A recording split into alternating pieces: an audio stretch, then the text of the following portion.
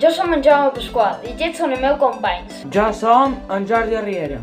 I jo som Gran Territs. Fem aquest vídeo per conscienciar tant en els nens com a les nines de que hi ha una bretxa de gènere en el camp científic i que això no pot. I per demostrar-ho, ara vos mostraré un parell de gràfics que hem de fer. En aquest gràfic fet per Universitat i Recerca se pot veure que hi ha moltes més dones que ja van la carrera científica, però moltes menys que ja van fent feina en aquest camp. Això passa ja que a l'hora de triar qualcú per treballar trien entre els homes que les dones, ja que les dones han d'estar més temps de baixa per maternitat. Per això vol conscienciar la gent de ja tenir el mateix temps de paternitat i de maternitat.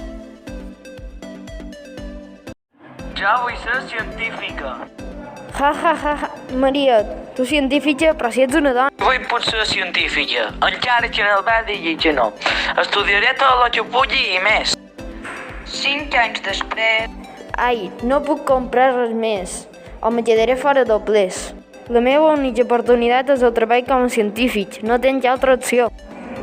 A la feina...